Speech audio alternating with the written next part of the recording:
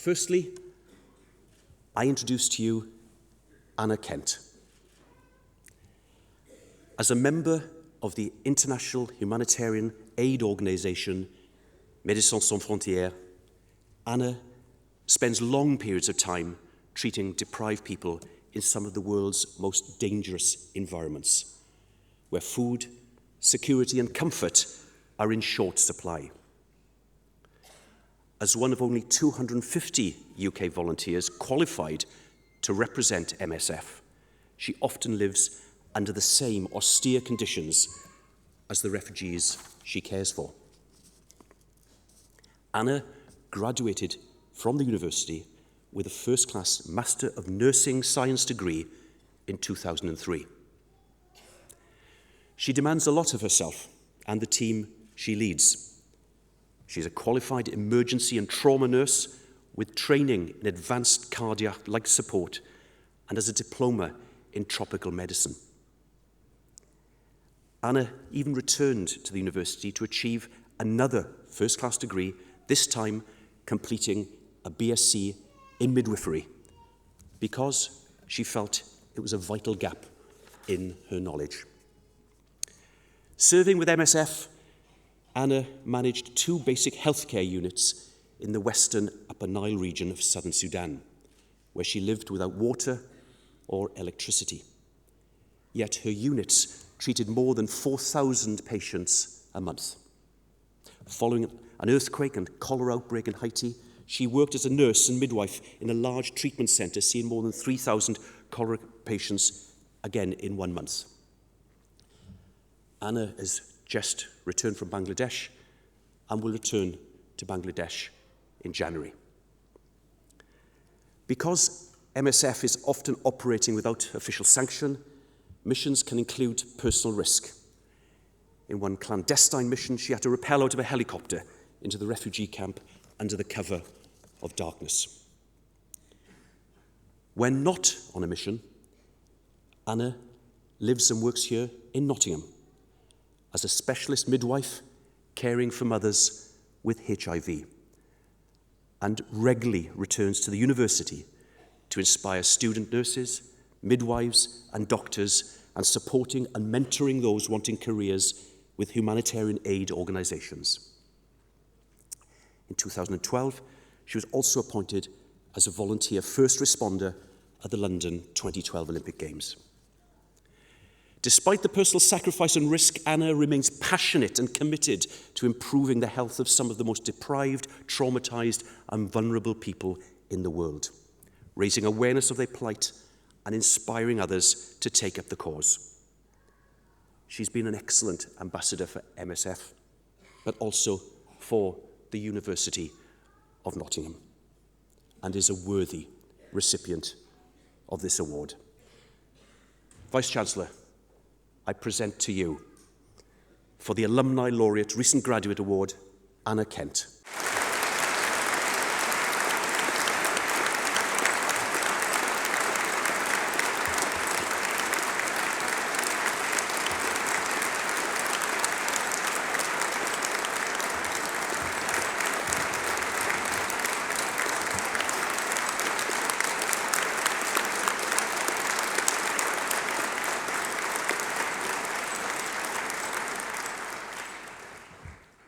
Hello, everybody. I just want to say, wow. I was so overwhelmed when I heard news that I'd been awarded a Graduate Laureate from the University of Nottingham, and I still feel that now. It's just such a wonderful honour, and I thank you very much for asking me to speak today to the graduate nurses as well. This is a great opportunity for me to thank the University of Nottingham, and in particular the School of Nursing and Midwifery. You've guided me through my master's degree in nursing, then supported me in gaining my first degree in midwifery, and finally encouraged me to return and teach on several different modules over the years. I don't think I ever really appreciated how amazing the lecturers were and how much the organisation it took from the rest of the faculty until it was me standing at the front of the lecture theatre. I want to thank my friends, my family, and especially my parents for their constant support over the years. No more was this shown than when I turned to them as a 25-year-old and said that I wanted to go and nurse in South Sudan, which was a country ravaged by civil war. They supported me with this. They posted me letters that arrived to the bush by cargo plane, and they even sent me homemade knitted hats for the premature babies I delivered when it wasn't possible for me to provide an incubator. I am very aware of how fortunate I am, and I want to thank you all. What I've come to appreciate over the years is that my degree in nursing not only gave me strong clinical skills, but also experience in conducting my own research and critically reviewing others' research. I've taken these skills to help people both in the UK and over the world as a volunteer for Médecins Sans Frontières, a humanitarian aid organisation that provides impartial medical assistance where it's needed most. I've had long placements in South Sudan, Haiti and Bangladesh, which were certainly challenging, but rewarding as it enabled me to practice my belief that all people deserve basic healthcare, and that's regardless of where in the world they happen to have been born. In Haiti after the earthquake in 2010, and as the cholera epidemic exploded around us, I was very fortunate to meet a Haitian woman called Renee. Renee and her husband both had jobs, they kept a nice house, and they were excited about planning a family. When the earthquake struck, not only did it destroy their home, but the very hospitals that could have provided them care crumbled to the floor, killing the medical staff inside. Renee was forced to live in a slum alongside 1.5 million other people. She had no access to safe water, and she had no choice about becoming infected with cholera when the epidemic struck. I first met her when the burden of the infection had been so vast on her body that it forced her to labour prematurely. I fought to keep her alive and subsequently helped her give birth. Myself and my Haitian colleagues had to take strict precautions to protect the unborn child, as well as ourselves. But most of all, her and her husband needed our care and our support because they were understandably scared. When baby Emmanuel was born alive, healthy, and able to be cared for by a recovered Renee, we all shared a moment of pure joy despite being surrounded by such awful chaos, and I hold on to that moment very dearly. However, Renee was also important for another reason. Her case highlighted there were no specific guidelines at that time for obstetrics in such an emergency. The skills I learned at this wonderful university helped me in the many different aspects of my role as a nurse out there. I cared for those who were infected. I taught clinical skills to the wonderful national staff that I worked with, but I also, maybe more importantly, contributed to research right there in the field to fill the void of knowledge that Renee's case had highlighted. From that research was the creation of new guidance that progressed care for people all over the world. I now work in the NHS as a nurse and as a clinical midwife and as a specialist midwife for women and their families living with HIV. It is an unusual combination of roles, but I'm happy that I found a balance that suits me, and I can say that I really do love my work. But let us focus on you, the graduates, because I'm so excited for you. You made it through the rigours that your course demands, and I do remember them well, and you've got your whole careers ahead of you. It's up to you where that takes you. Unfortunately, there are still humanitarian crises all over the world which need nurses to go and help. Our compassion must go to those suffering with the Ebola outbreak in West Africa and for the many years of impact ahead for the people there, even after the spread of infection has been brought under control. Almost 5 years after the earthquake, there are still over 1 million people in Haiti that do not have a safe supply of water. The humanitarian emergencies continue, and organisations such as MSF are still there on the front lines. If you want to take your skills to go and help overseas, then good for you. Children's nurses, mental health nurses, adult nurses, you are all needed, and I'm evidence that it's completely possible if that's what you want to do. However, if you'd like to stay in the UK, work on our own health challenges, to be a competent nurse in your clinical area, then that is just as important.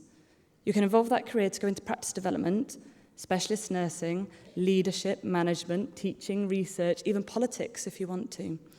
The amazing thing about nursing is that all these are possible and you can find something that excites you. Please, please challenge the clinical practice around you if you need to. It is no longer acceptable for us to say we do this because that's always how it's always been done. Ask yourself and others, where is the evidence? Where is the research? It may not always make you very popular, but it's so important in our role of advocating for the best possible care for our patients. That is your job now. Looking back at my nursing graduation in 2003, I'm lucky to still have close friends from our time as student nurses there, and they happily remind me of the mischief we got into. We've all gone in very separate directions, and I think it's important to say that a small number of them aren't nurses anymore. As amazing as nursing can be, please don't stay in a job if it makes you miserable. You can move clinical areas, you can take on new training, do what you can to try and make it work. But if you decide to leave, the skills you've learnt at this university can be applied to other different and interesting areas. Remember that life is precious. There should be no guilt about wanting to be happy, and we all deserve to find a balance that's right for us. And so my final advice is as follows, in no particular order. 1, when you're at work, please take your breaks. 2, try to smile when you go into handover. 3, support your colleagues. We are all on the same side. And 4, ask for help and take supervision when you need it, and sometimes when you don't. But the most important of all is the advice my granny gave to me when I first started my training, and that is, please be kind. Your patients are vulnerable and they deserve your compassion. That's regardless of the clinical area you're in or where in the world you choose to nurse. And so with that, may I sincerely wish you the very best on the adventure ahead. Congratulations and thank you.